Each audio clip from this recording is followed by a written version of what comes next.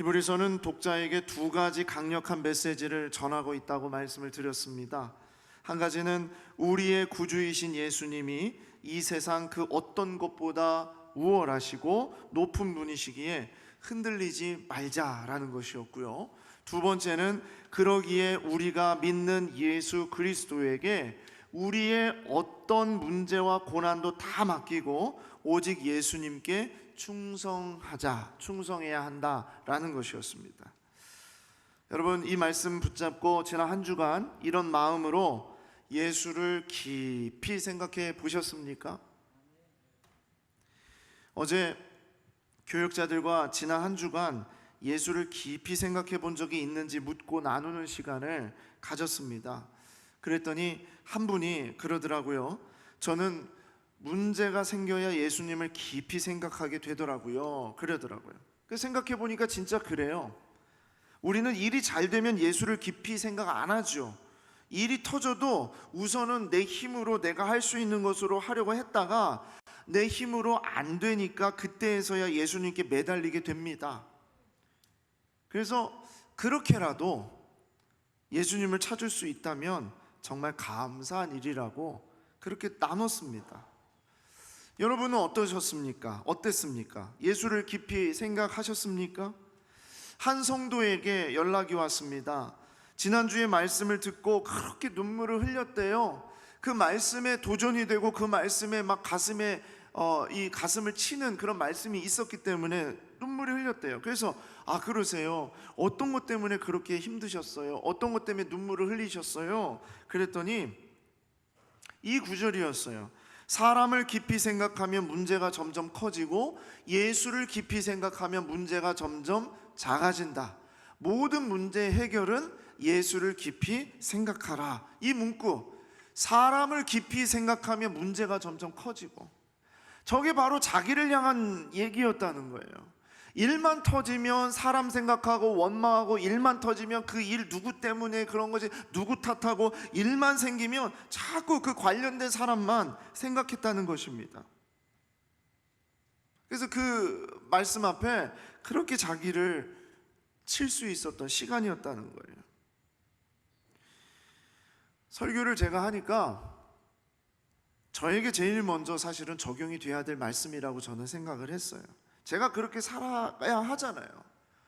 여러분, 목사는 앞에서 설교하고 선포하고 끝내면 되겠습니까? 늘 저에게 가장 힘든 게 무엇이냐? 너는 그 말씀대로 살아가고 있느냐라는 질문입니다. 여러분들이 저한테 하시면 안 되고요. 목사님은 그렇게 삽니까? 그런 게 아니고요. 제 자신 스스로 저에게 너는 정말 그렇게 살아가고 있니? 너는 그 말씀대로 살아가고 있니? 라는 질문을 저한테 던지고 제가 그 말씀 앞에서 벌벌 떨기 때문에, 그래서 사실은 정말 이 자리가 너무나 힘듭니다. 십자가거든요. 내가 그렇게 살아가는 것에 대해서 고민하지 않으면서 어떻게 선포를 할 수 있겠어요? 그래서 그렇게 이제 고민을 하면서 지난 한 주간 동안 이 말씀이, 지난주에 그 말씀이, 예수를 깊이 생각하라는 그 말씀이 자꾸 제 안에 막 들어오고 그렇게 해야 된다라고 생각을 하는데, 아니 한 주간 동안 얼마나 정말 사람이 많이 생각이 되는지 몰라요. 그리고 얼마나 많은 사람이 막 제 주변에서 일들이 있었는지 몰라요. 저 사람은 왜 저럴까? 이런 말을, 저 사람은 이렇게 한 이유가 뭘까? 왜 꼭 이런 식으로 일을 할까? 정말 좀 저렇게 좀 안 했으면 좋겠는데. 제가 설교를 했으니까 그 말씀을 저한테 적용을 시켜서 제가 책임을 지고 잠시 물러나서 예수님 앞에 질문을 하는 시간을 억지로 가졌어요. 왜냐하면 제가 해야 되잖아요. 그렇죠? 그래서 질문을 던졌습니다. 왜 예수님이 한적한 곳에서 기도하려고 하셨는지 그게 이해가 되더라고요. 그게 왜 그러냐면, 바쁜 일상 속에서, 문제가 벌어지는 현장 속에서 그 사람이 있는 곳에서는 기도가 안 돼요. 기도가 안 됩니다. 그러니까 좀 떨어져서, 거기에서 좀 멀리 떨어져서 주님 앞에 매달릴 수 있는 시간을 갖는 거죠. 그래서 그렇게 물었습니다. 예수님이라면 어떻게 하실 거예요? 저 사람이 자꾸 보이는데 어떻게 하실 거예요? 판단이 되는데 어떻게 하면 됩니까? 정말 이것은 내 힘으로 할 수 없는 겁니다 하면서 그렇게 예수님을 묵상하는 시간을 가졌는데 정말 놀라운 일이 벌어졌습니다. 그 다음날 하나님께서 그 일을 만지신 거예요. 제가 만진 게 아니에요. 저는 하나님을 생각했어요. 깊이 생각도 한 거 아니에요. 잠깐 주님 좀 도와달라고, 내 힘으로는 할 수 없다고 그렇게 했는데 그 다음날 그 일이 만져진 겁니다. 제가 거기서 알게 됐어요. 늘 일이 그 다음날 완벽하게 해결이 되지 않을 수도 있습니다. 그러나 분명한 건 주님을 깊이 생각하면 주께서 역사하신다는 겁니다. 그래서 오늘은 그런 마음으로 히브리서 말씀 두 번째 시간으로 우리가 이런 이야기를 함께 나누고자 합니다. 우리가 믿는 예수 그리스도에게 우리의 그 어떤 문제와 고난도 다 맡기고 오직 예수님께 충성하는 삶, 그건 정말 어떤 삶일까? 이건 어떤 삶일까? 지난주는 예수를 깊이 생각해 보자고, 우리는 예수를 깊이 바라보자고 그렇게 우리는 얘기했는데, 이번 주는 그러면 그렇게 해서 나타나는 삶의 모습은 무엇일까? 어떤 모습이 우리 가운데 일어나는가? 그것을 히브리서 말씀으로 우리가 함께 보자는 겁니다. 히브리서의 원 독자, 원래 이 서신을 받았던 사람들은 유대인 그리스도인들이라고 했습니다. 근데 이 사람들은 구약시대 제사와 제사장에 대한 지식이 참 많았던 사람입니다. 그래서 히브리서는 구약시대 때의 제사에 대한 이야기들을 계속하고 있어요. 구약시대 때 이스라엘 백성들이 어땠습니까? 그들의 죄를 용서받기 위해서 제사를 드렸습니다. 여기 제사는 우리가 명절에 드리는 차례나 아니면 조상신에게 드리는 어떤 그런 기일에 드리는 그런 제사가 아니죠. 귀신에게 절하는 그런 제사가 아닙니다. 하나님께 드리는 제사입니다. 하나님께 구별해서 하나님께서 정하신 질서에 맞춰서 드리는 제사예요. 구약의 제사는 여러 가지 종류가 있었습니다. 그 가운데에서 특별히 죄에 대하여 드리는 제사는 반드시 살아있는 동물을 잡아 죽여서 그 몸을 찢고 피를 뿌린 후에 그 몸을 태워서 드리는 제사, 번제로 그렇게 드렸습니다. 살아있는 짐승을 죽이는 것은 그 제사를 드리는 죄의 사함을 받고자 하는 그 사람이 직접 잡아야 했습니다. 그리고 제사의 모든 과정을 맡아서 진행하는 사람이 제사장이었고요. 그 가운데 1년에 딱 한 먹 성막에 있는 지성소 안에 들어갈 수 있는 사람이 대제사장이었어요. 그런데 이 구약의 제사는 한계가 있어요. 무엇이냐? 구약의 제사는 죄를 완전히 없애지 못한다는 겁니다. 그 순간의 죄에 대해서는 하나님 앞에 용서를 구하고 나아갈 수 있을지 모르나 완전하게 죄의 문제가 해결이 되는 것이 아니에요. 자, 히브리서 10장 11절 말씀 보시겠습니다. 제사장마다 매일 서서 섬기며 자주 같은 제사를 드리되 이 제사는 언제나 죄를 없게 하지 못하거니와, 언제나 그 죄를 없게 하지 못한다는 겁니다. 이게 문제입니다. 구약의 제사는 짐승을 잡고 또 잡아도 죄가 해결되지 않는 것입니다. 왜냐하면 제사자가, 제사를 드리는 사람이 자기가 죽어야 되는 일인데 자기 대신에 짐승을 잡아서 죽였기 때문이에요. 그래서 그 사람이 지었던 그 어떤 죄에 대해서는 하나님 앞에 용서를 구하고 나아갈 수 있을지 모르나 그 다음에 죄를 짓고 그 다음에 죄를 짓고 죽을 때까지 죄를 지어도 그 제물로는 완전하게 이 죄의 문제가 해결이 되지 않는 거죠. 그러면 왜 매년 때마다 이런 제사를 드리게 했을까요? 왜 하나님은 이런 제사를 드리라고 했을까요? 이것을 통해서 하나님 앞에 하나님의 자녀들이, 하나님을 사랑하는 백성들이 어떻게 나아가야 하는지를 깨닫게 하신 것입니다. 짐승을 잡아 죽일 때마다 어떤 생각을 했겠습니까? 이 죽음이 나의 죽음이어야 되는 거예요. 내가 죽어야 하는 일인 거예요. 그런데 나를 대신해서 이 짐승이 죽는 거예요. 그걸 알게 하시는 겁니다. 그러면서 이토록 죄의 문제를 해결하지 못하는 존재였던가? 내가 정말 이토록 죄의 문제가 여전히 나에게 남아있는 이러한 존재였던가? 그것을 깨닫게 되는 겁니다. 그러면서 우리 스스로는, 인간 스스로는 결코 우리를 구원할 수 없다라는 것을 알게 되는 거예요. 이 죄의 문제를 우리의 힘으로는 절대로 해결할 수 없는 것이구나. 그래서 결국 짐승을 잡아 죽이는 그 제사의 끝판왕, 정말 그 완전한 그 제사, 그것은 예수 그리스도를 죽이는 제사를 바라보게 하는 겁니다. 구약의 모든 제사가 무엇을 바라보게 만드냐면 그 방향이 예수 그리스도를 바라보게 만드는 거예요. 오직 예수 그리스도가 죽으시는 그 제사만이 이 모든 죄를 완전하게 해결할 수 있는 제사다라는 것을 알게 하는 겁니다.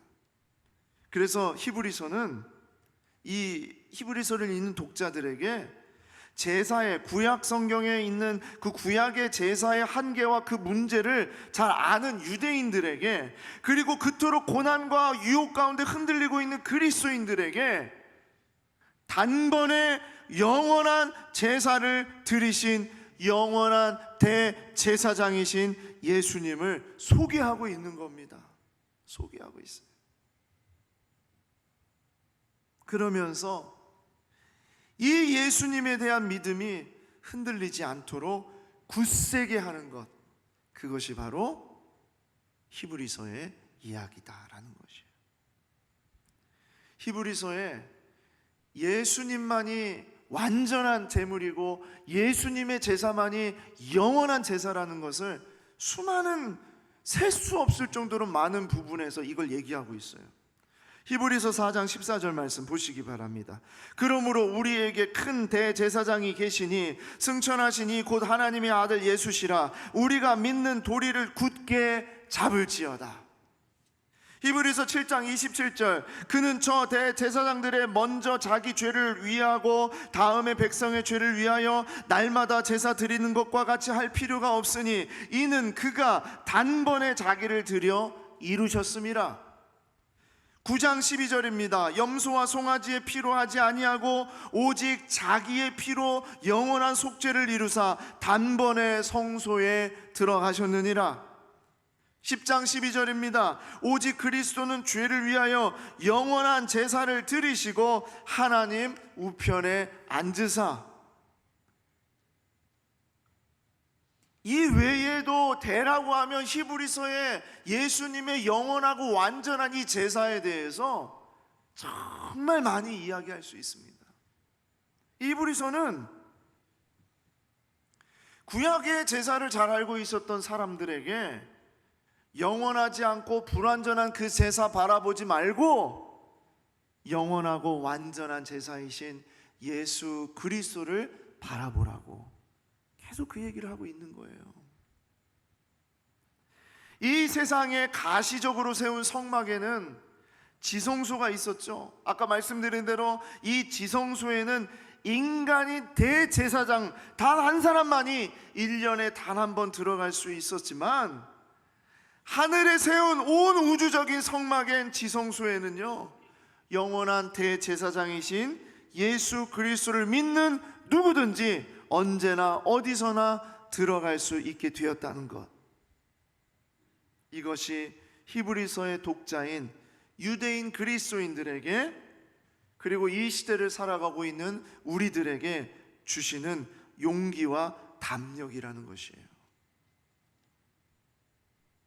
그 어떤 일이 있어도 흔들리지 말고 대제사장이신 예수 그리스도를 믿고 담대히 하나님께 나아가는 것, 그것이 우리의 삶이라는 겁니다. 그런데 왜 그렇게 흔들리냐는 거예요. 왜 그렇게 무너지냐는 거예요. 왜 그렇게 옛날의 모습으로 돌아가려고 하냐는 거예요. 죄인된 모습으로. 그래서 이렇게 너무나도 정말 히브리서를 읽는 독자들에게 그들에게 담력과 그들에게 용기와 그들에게 아름다움을 주면서 이 말씀이 쫙 이렇게 적어내려 가고 있었다라는 것을 말씀드립니다. 여러분, 이것이 얼마나 위대한 이야기입니까? 얼마나 찬란한 이야기입니까? 얼마나 아름다운 이야기입니까? 그래서 저는 이 이야기, 이것을 이렇게 써보았어요. 지성소로 들어가자, 하나님께 나아가자, 우리가 더욱 그리하자. 그것을 따서 들어가자, 나아가자, 더욱 그리하자. 이게 성경에 나오는 내용입니다. 같이 한번 읽어보겠습니다. 들어가자, 시작. 들어가자, 나아가자, 더욱 그리하자. 한 번 더 하겠습니다. 시작. 들어가자, 나아가자, 더욱 그리하자. 예. 이게 이 세 단어가 이번 한 주간이 아닌 우리의 삶에 지워지지 않는 선포가 되기를 원합니다. 들어가자, 나아가자, 더욱 그리하자. 첫 번째, 지성소로 들어가자. 들어갈 수 있어요. 지성소로 들어가자는 거예요. 들어갈 수 있습니다. 우리 다 같이 히브리서 10장 19절에서 20절 말씀 한 목소리를 읽겠습니다. 시작.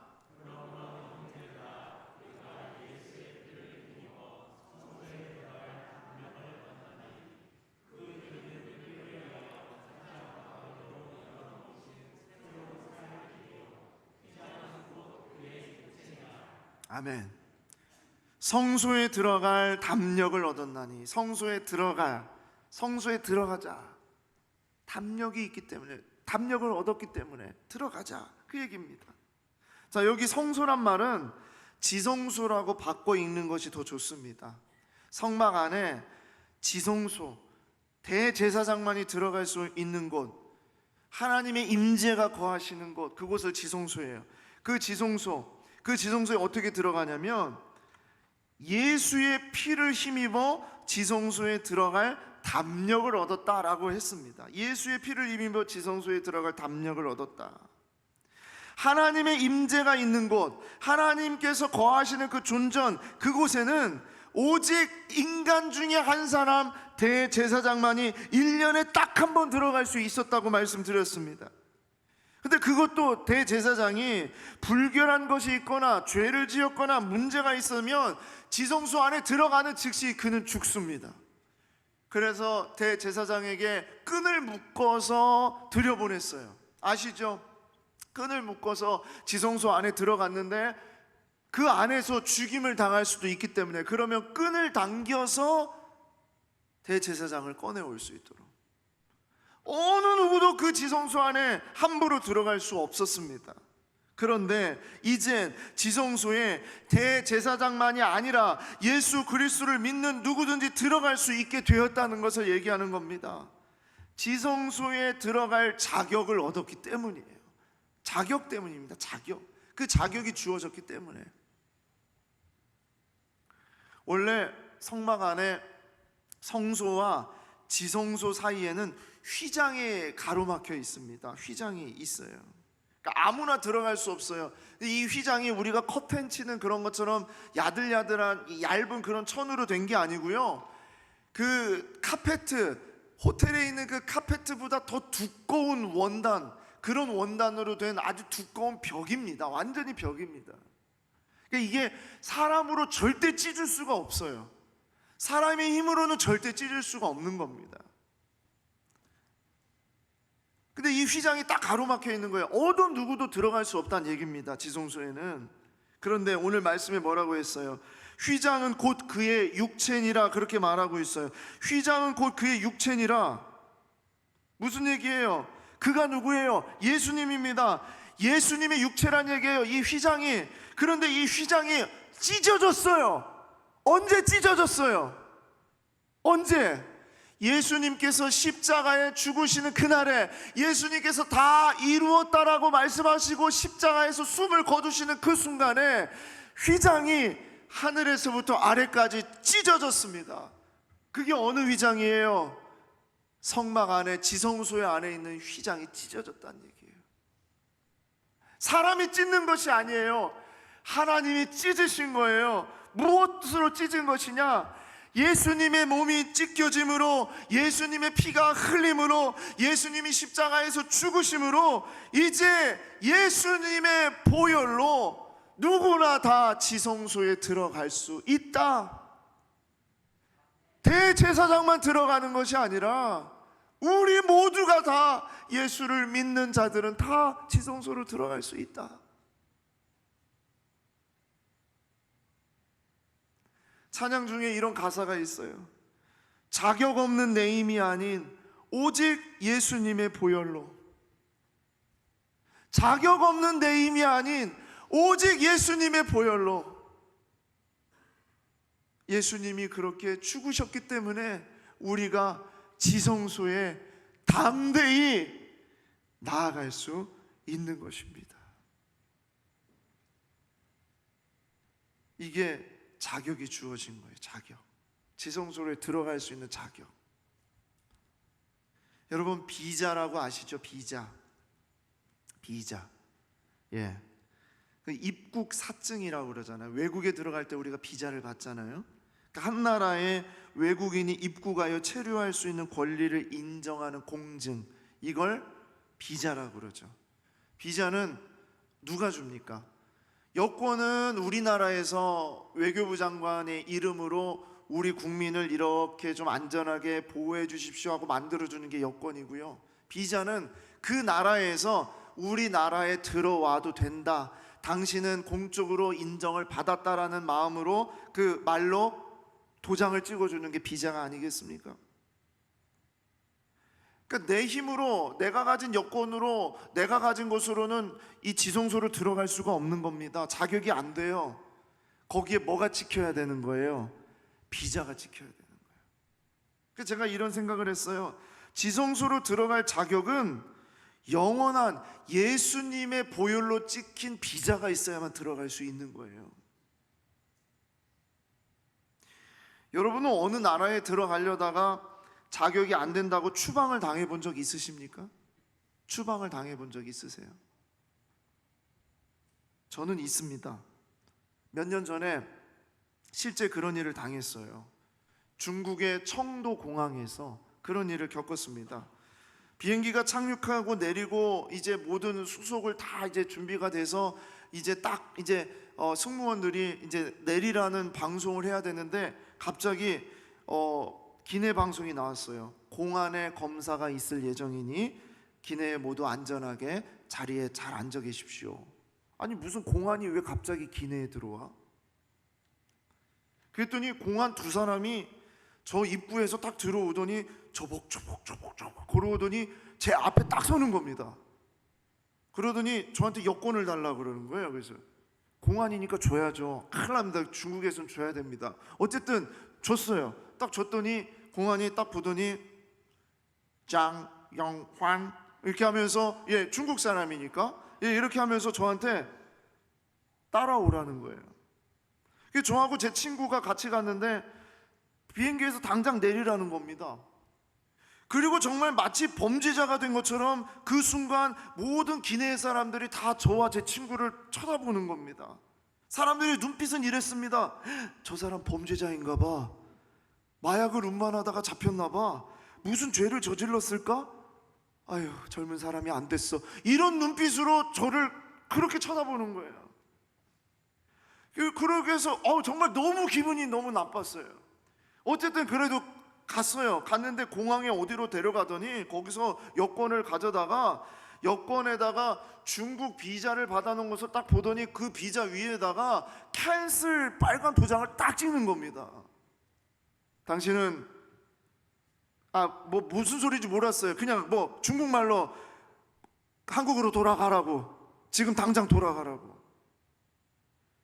아니 왜 그런지 이야기를 하지도 않고 지금 당장 돌아가라고 그렇게 얘기를 하는 거예요.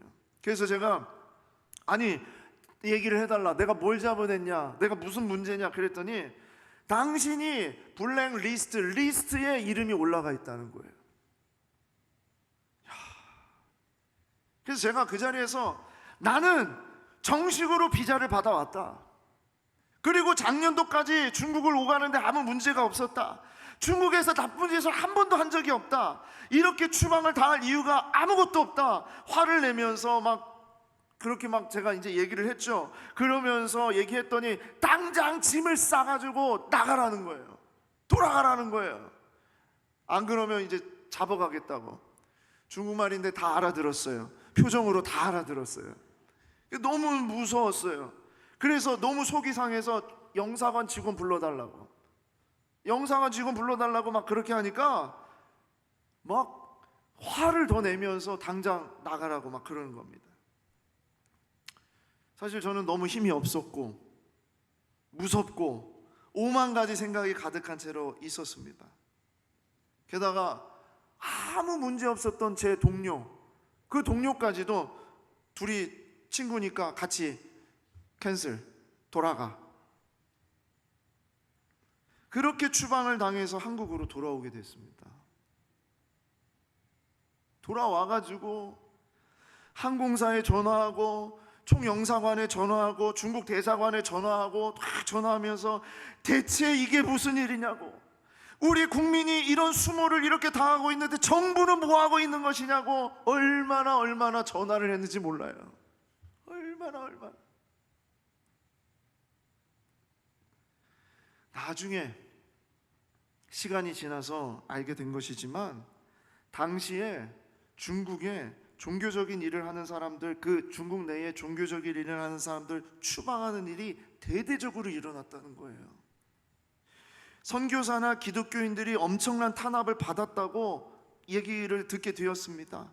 합법적인 한인교회도 이루 말할 수 없는 고통을 겪게 된 거예요. 나중에 알게 된 겁니다. 그리고 한국 내에서도 중국에 단기 선교를 갔다 오거나 비전 트립을 갔다 오거나 그냥 관광을 갔다 왔다 하더라도 교회에서 갔다라고 했다면 그런 자료가 있으면 블랙리스트에 다 올렸다는 겁니다.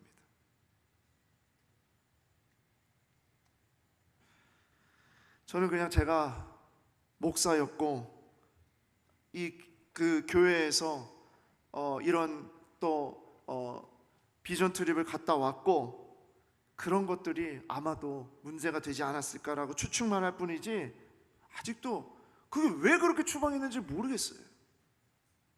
근데 수많은 종교인들이 그렇게 추방을 당했대요. 심지어 살고 있는 사람들 일주일 이내에 모든 짐을 다 정리하고 본국으로 돌아가라. 그러니까 저는 아무것도 아니었더라고요. 삶의 터전이 있었던 사람들은 엄청난 충격과 아픔 가운데서 들어오게 된 겁니다. 코로나 기간 동안 정말 많은 선교사들이, 정말 많은 신앙을 가진 사람들이 추방을 당했습니다. 저는 너무 속상했어요. 그래서 처음에는 내가 힘이 없어서 이런 모욕을 당한 것일까? 만일 내가 외교부 장관을 잘하는 사람이었다면 나에게 이랬을까?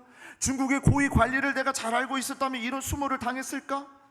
그러면서 그 해에 아마 제가 지금까지 중국을 위해서 기도한 해본 적 모든 거 합산해도 그 해에 가장 많이 기도했을 거예요.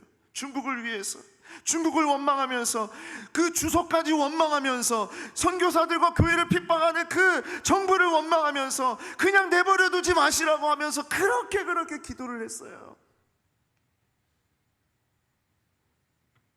신기하게 그해 겨울에 중국 우한에서 코로나가 발생하기 시작을 했습니다. 제 기도를 들으신 것일까요? 아니요. 물론 하나님은 모든 것을 합력해서 모든 것을 이끌어 가시지만 난리가 나더라고요. 그 해에 제가 이런 일을 겪으면서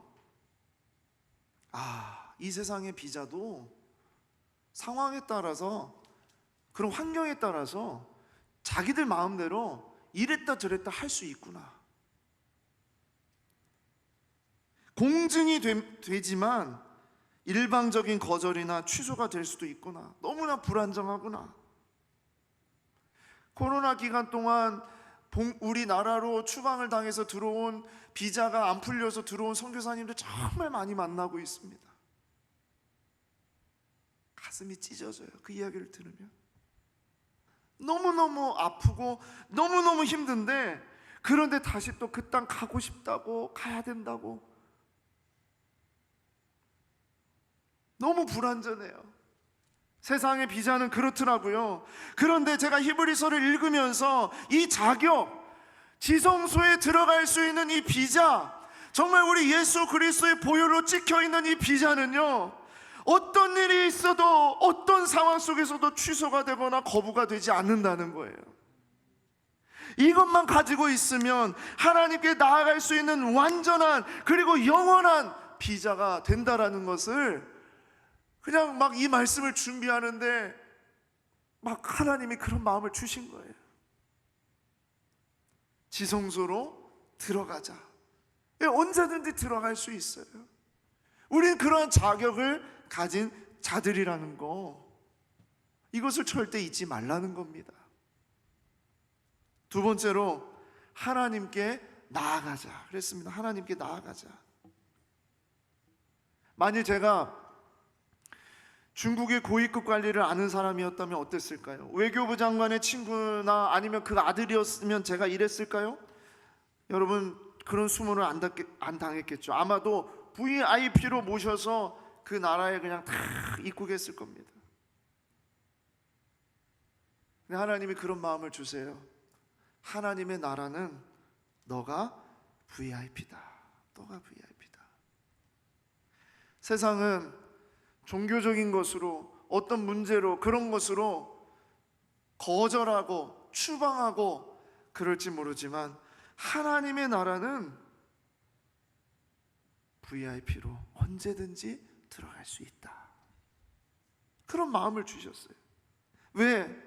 나에게 찍혀져 있는 이 비자는 예수 그리스도의 보혈로 찍힌 영원한 비자이기 때문입니다. 기한이 만료가 없습니다. 한번 찍히면 끝납니다. 그걸로 우리의 삶뿐만 아니라 영원한 삶까지 그것이 해결되는 거예요. 그래서 그 비자를 누가 찍어줬냐, 이게 정말 중요한데, 오늘 말씀에 보니까 뭐라고 했냐면, 하나님의 집 다스리는 큰 제사장 예수님이 하셨다는 거예요. 히브리서 10장 21절 22절 같이 읽어보겠습니다. 시작. 또 하나님의 집 다스리는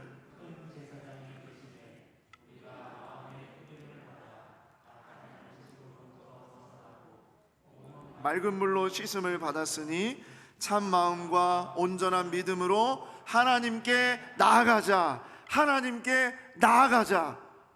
나아갈 수 있는 게 뭐 때문이에요? 하나님의 집 다스리는 큰 제사장이 계심에 우리가 마음의 뿌림을 받았기 때문이라는 거예요. 쉬운 얘기로 할까요?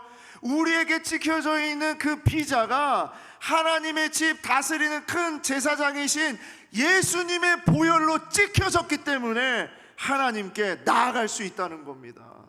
이 얘기입니다. 이 마음의 뿌림을 받아, 이게 뭐냐? 예수 그리스도의 보혈로 뿌림을 받아서 우리가 그 보혈을 받았기 때문에 우리는 하나님께 나아갈 수 있다는 거예요.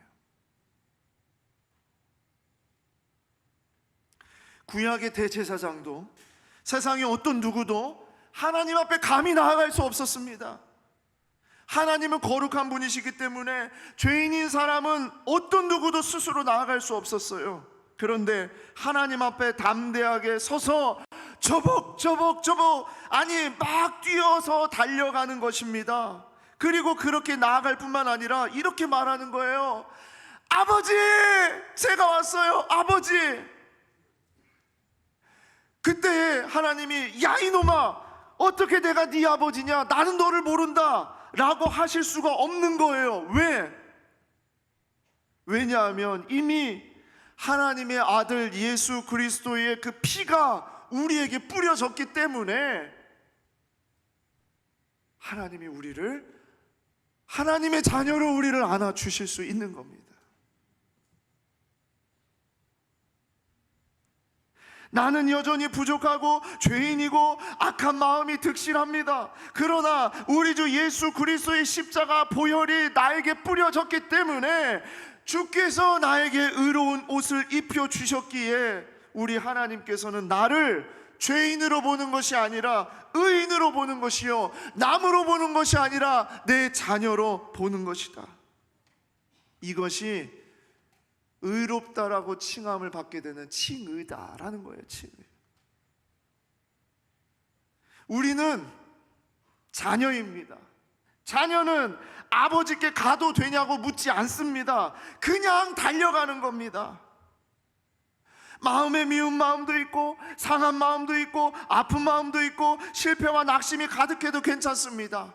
빵점을 맞아도 괜찮습니다. 자녀는 그냥 아버지께 달려가 안기는 겁니다. 그러면 우리 하나님께서 두 팔을 벌려서 안아주시는 거예요. 그냥 안아주시는 게 아니에요. 꽉 안아주세요. 이것이 돌아온 탕자를 안아주시는 탕부 하나님 아버지의 모습 아닙니까?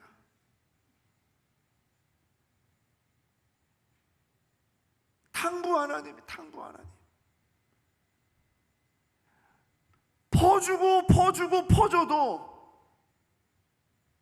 내 자식에게는 아까운 것이 없어요. 우리가 하나님 앞에 그렇게 달려갈 수 있는 거예요. 주의 보혈이 우리에게 영원한 비자가 되어서 언제든지 우리 주님의 나라에는 우리가 VIP로 사랑하는 자녀로 우리는 하나님 앞에 달려들 수 있는 것입니다. 히브리서를 읽고 있었던 유대인들이 이 말씀 앞에서 얼마나 가슴이 막 뜨거워졌을까요? 그렇죠? 제사 제도를 잘 알고 있었던, 제사장이 무엇인지를 잘 알고 있었던 그 사람들이 이 말씀을 들었을 때 얼마나 가슴이 뛰었겠습니까? 흔들리지 말라고. 그러니까 흔들리지 말라고. 그리고 마지막 세 번째로, 우리가 더욱 그리하자. 우리가 더욱 그리하자. 더욱 그리하자. 비자를 가진 사람은 그 나라에 들어가게 되면 그 나라에 합당한 질서를 지키고 법을 지키고 살아가야 됩니다. 그렇죠? 예수님의 비자를 가진 사람은 하나님 나라에 합당한 삶을 살아가야 되는 것이에요. 그게 뭐냐? 더욱 그리하자. 더욱 그리하자. 그렇게 살자. 그렇게 살아야 된다. 우리의 삶은 그런 삶이어야 된다. 그 얘기를 하는 것입니다. 히브리서 10장 23절에서 25절 읽겠습니다. 다 같이 읽겠습니다. 시작.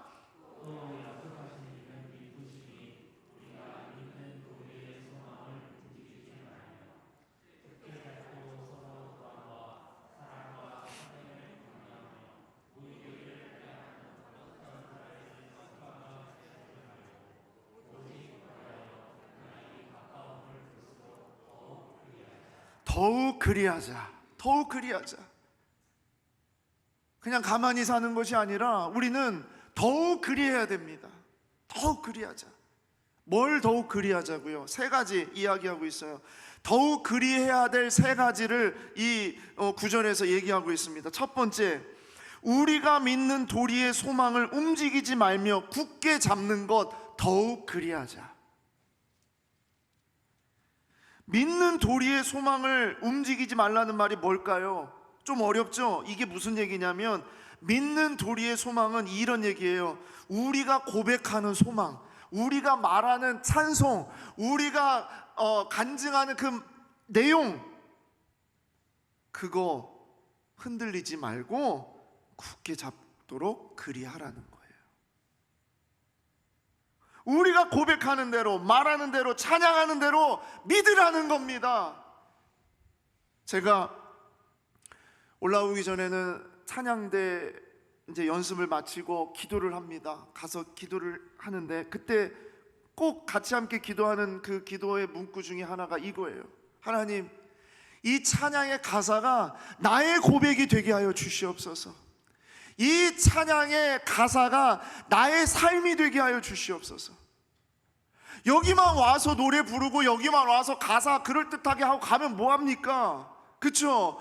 우리의 삶에 이게 진짜 고백이 돼야죠. 이게 내 것이어야죠. 내 말이 돼야죠. 그 얘기입니다. 다른 어떤 것에도 빼앗기지 않는 그 가사가 되라고요. 나의 고백이 되라고요. 나의 찬양이 되라고요. 입술만 하지 말고 정말 그렇게 살자고요. 시간이 지날수록 더욱 그리하자. 두 번째, 더욱 그리하자. 두 번째, 서로 돌아보아 사랑과 선행을 격려하는 것. 더욱 그리하자. 우리가 더욱 그리해야 될 건요, 성도 간에 더욱 그리해야 될 것은 오직 사랑과 선행입니다. 다른 것 아닙니다. 판단하고 비교하고 지적하고 공격하고 시기하고 질투하고 이러는 거 아닙니다. 우리는 사랑과 선행을 하는 것입니다. 이게 더욱 그리해야 되는 거예요. 성도는 서로 돌아보고 사랑과 선행하는 거예요. 마지막 때가 가까이 올수록 더 그렇게 해야 되는 거예요. 그리고 세 번째, 더욱 그리하자. 세 번째는 모이기를 표하는 어떤 사람들의 습관과 같이 하지 말라는 거예요. 이게 무슨 얘기일까요? 모이기를 표하는 어떤 사람들의 습관. 이것은 히브리서를 읽는 독자들의 상황에 가야 이게 이해가 됩니다. 당시에 유대인 그리스도인들에게 고난과 유혹이 몰려오게 되니까 이 사람들이 어떻게 되냐면 다시 돌아가는 겁니다. 예전으로 돌아가는 겁니다. 너무 힘드니까, 핍박이 힘드니까, 유혹이 너무나 강하니까, 그러니까 배교를 하게 되고 그 다음에 다른 우상을 섬기게 되고 유대주의로 다시 돌아가게 되고 자꾸 돌아가게 돼요. 그러니까 자꾸 돌아가니까 어떤 일이 생기냐? 그리스도인으로서 모이는 그런 자리를 자꾸 폐하는 거예요. 안 모이려고 하는 거예요. 같이 모여서 사랑과 선행으로 격려하고 믿는 도리의 소망을 움직이지 말고 굳게 잡는 것을 계속 해 나가야 되는데 그러한 것을 안 하려고 하는 거예요. 하나님 앞에 지성소로 들어가야 되고 하나님께 나아가야 되는데 그런 거를 자꾸 안 하려고 하는 거예요. 그러니까 그 얘기가 이 얘기입니다. 모이기를 폐하는 어떤 사람들의 습관과 같이 그렇게 돌아가지 말라고, 이전으로 자꾸 돌아가지 말라고, 죄의 노예로 자꾸 돌아가지 말라고, 하나님 나라 백성답게 살아가라고. 그래서 더욱 그리하자. 세 번째가 모이기를 피하는 어떤 사람들의 습관과 같이 하지 말라는 겁니다. 새로운 삶을 바라보고 주께서 우리와 함께 하심을 믿고 같이 함께 주님의 교회를 계속 이뤄가라고. 이것이 더욱 그리해야 될 세 가지입니다. 말씀을 맺겠습니다. 들어가자, 나아가자, 더욱 그리하자. 자, 같이 다시 한번 외쳐볼까요? 시작. 들어가자, 나아가자, 더욱 그리하자. 이 세 단어는 고대 로마 율리우스 카이사르의 명언이 있죠. 왔노라, 보았노라, 이겼노라. 이것보다 더 강력한 메시지입니다. 비교할 수가 없습니다. 세상에 어떤 그런 말로도 비교할 수가 없습니다. 들어가자, 나아가자, 더욱 그리하자. 히브리서 기자는 정말 이렇게 강력하고도 찬란하고도 아름답고도 완전한 그런 하나님 나라의 백성의 삶이 무엇인지를 이렇게 우리에게 말하고 있습니다. 여러분, 우리가 어떤 존재인지 잊으면 안 됩니다. 절대 잊지 마십시오.